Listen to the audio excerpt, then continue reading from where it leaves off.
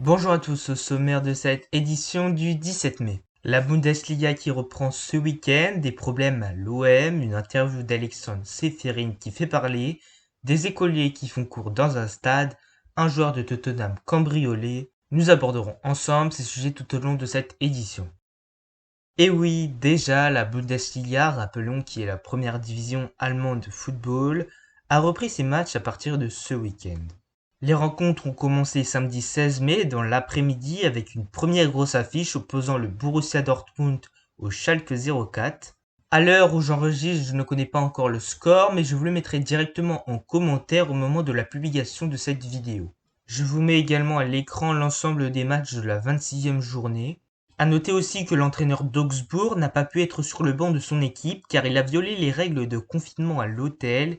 Il était parti chercher un tube de dentifrice à la supérette du coin. En effet, le protocole sanitaire est très strict pour éviter un maximum la circulation du virus. Dans ce protocole, on peut aussi lire que les joueurs doivent éviter les contacts pendant les célébrations et plutôt privilégier de fêter leur but avec les pieds. Pour cette reprise inédite du championnat allemand, un sondage a été réalisé par l'ARD, la chaîne de télévision publique en Allemagne, et on note que 56% des gens interrogés voient d'un œil critique la relance de la Bundesliga contre seulement 31% qui y sont favorables. C'est un véritable coup de tonnerre qui s'abat sur l'Olympique de Marseille. Son directeur sportif Andoni Zubizarreta quitte le club. L'ancien gardien de l'OM avait été nommé en octobre 2016 lors de l'arrivée de la nouvelle direction de Frank McCourt. Selon le président Jacques-Henri Hérault, la première phase de la reconstruction étant terminée, une nouvelle phase se poursuit et le président olympien a décidé de nommer un directeur général chargé du football qui s'occupera aussi bien du plan sportif qu'économique. Le bilan du désormais ex-directeur sportif de l'Olympique marseillais est plutôt mitigé, puisqu'il a certes réalisé de gros coups comme Luis Gustavo, mais cependant la venue du grand attaquant n'a malheureusement jamais vu le jour. On le rappelle, les buteurs sous son aire étaient Gomis, Mitroglou, Balotelli, Germain ou encore Benedetto. On a vu aussi paraître le problème des départs en échange de sommes d'argent très modiques, comme le transfert de Gustavo, de Cabella ou encore de Clinton Ng. Reste maintenant à savoir si André Villas-Boas, l'actuel entraîneur du club, va rester, puisqu'en janvier dernier, il avait déclaré « Je suis venu ici 1 pour la grandeur du club, 2 pour Andoni Zubizarreta. J'ai déjà dit que mon futur est intimement lié à son futur. » Des propos qui laissent penser que Villas-Boas pourrait quitter la cité phocéenne dans les prochains jours.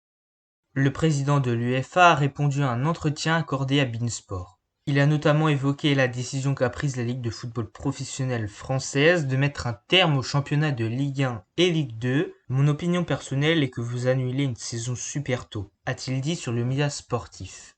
De plus, il s'est exprimé sur les clubs français en Ligue des Champions, soit le Paris Saint-Germain et l'Olympique Lyonnais.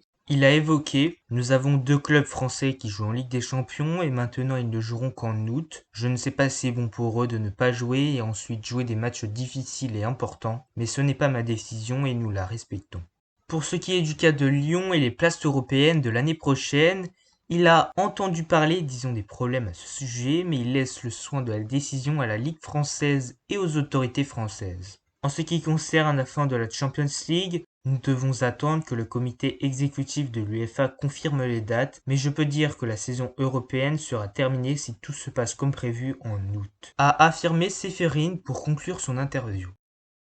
Le milieu anglais de Tottenham, Dele Alli, a été cambriolé dans la nuit du mardi 12 au mercredi 13 mai. 2 voleurs cagoulés sont entrés par effraction dans sa maison et ont agressé le joueur du club londonien. Le joueur a subi une légère blessure au visage après s'être probablement défendu. Il était avec sa copine, son frère et un ami de longue date. Les voleurs ont notamment dérobé des bijoux et des montres avant de s'enfuir. Dele Alli a dans la soirée du mercredi écrit sur sa page Twitter « Merci pour tous vos messages, expérience horrible, mais nous allons bien maintenant ». Malheureusement, le joueur du club de Tottenham n'est pas le seul footballeur de haut niveau à être ciblé par des voleurs. On avait principalement recensé durant ces 4 dernières années Jan Vertonghen, défenseur de Tottenham, Frank Lampard, entraîneur de Chelsea, Mamadou Sakho, défenseur de Crystal Palace ou encore Roberto Firmino, attaquant de Liverpool. C'est peut-être improbable mais vrai, des écoliers danois de niveau 4e et 5e étudient depuis le 11 mai dans le stade national, le Telia Parken. C'est 200 élèves qui sont accueillis chaque jour dans le stade qui abrite habituellement le club du FC Copenhague, car les installations scolaires ne peuvent respecter la réglementation stricte en matière de sécurité face au coronavirus. Le matin, les élèves chantent dans les tribunes, ils ont la chance d'avoir un grand espace pour jouer et discuter entre eux. À noter de plus que la Superliga, la première division danoise de football, va reprendre le 28 mai et les élèves devront alors partager l'arène avec les joueurs. Cependant, si les enfants apprécient ce cadre exceptionnel et inhabituel, les professeurs sont tout de même confrontés à un net manque de matériel pédagogique.